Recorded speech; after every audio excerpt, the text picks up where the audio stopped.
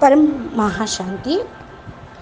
ఈరోజు పురుషార్థమునకు ధారణా పాయింట్స్. బాప్ అంటున్నారు, పిల్లలు మీరు ఇప్పుడు సర్వ ఆత్మలకు పరంపిత పరమాత్మతో పాటు అటూట్ సంబంధాన్ని నిలుపుతూ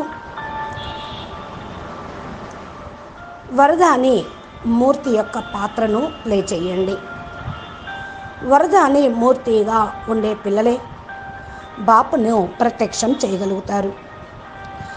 ఏ పిల్లలైతే నిశ్చింత చక్రవర్తులుగా తేలిగ్గా ఉంటారో వారికే బాపుతో పాటు సంబంధము ఎడతెగకుండా అటూటుగా ఉంటుంది. ఇప్పుడు పిల్లలైన మీరు స్వయం పైన సదా అటెన్షన్ పెట్టుకొని స్వయం చెకింగ్ చేస్తూ ఉండండి. నేను శాంత స్వరూప ఆత్మను మరియు చాలా తేలిగ్గా ఉన్నాను అనే సంకల్పం చేస్తూ ఉండండి. ఎందుకు అంటే హల్కాగా తేలిగ్గా ఉండేటువంటి ఆత్మలే బాపు యొక్క సమీపానికి చేరుకోగలుగుతారు. బాప్ సమానమైన స్థితిని పొందగలుగుతారు. ఏ రకమైనటువంటి బోజ బరువు ఉన్నటువంటి ఆత్మలు భూమిపైకి లాగబడతారు.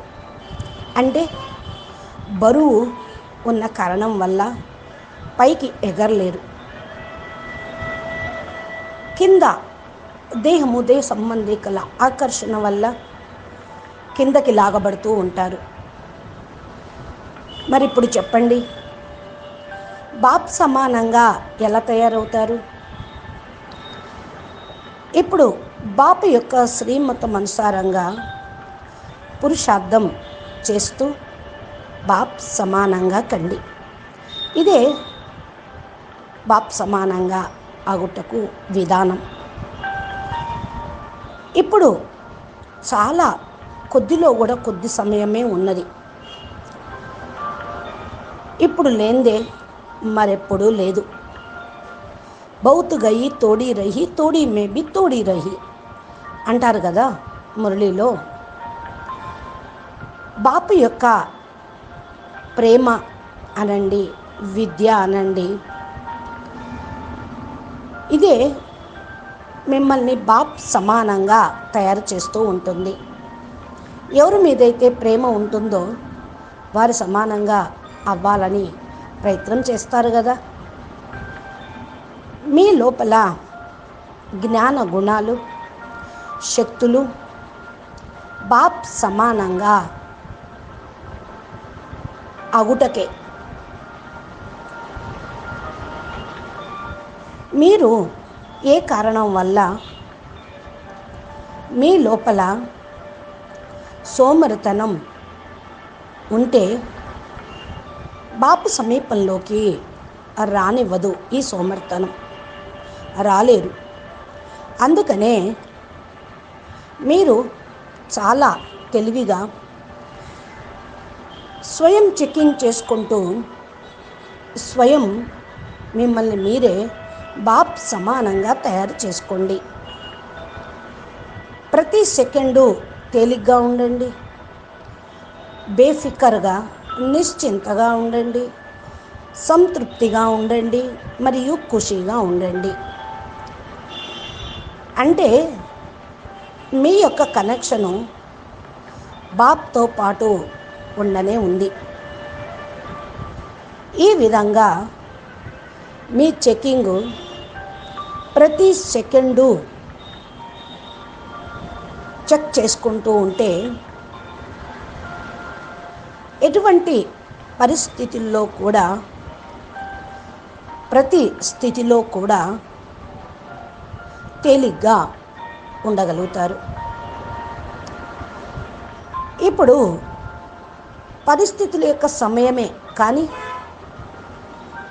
తేలిగ్గా ఉండటానికి ప్లాన్ అయితే ఇచ్చారు కదా. హల్కాగా ఉండటం అనగా ఏ రకమైన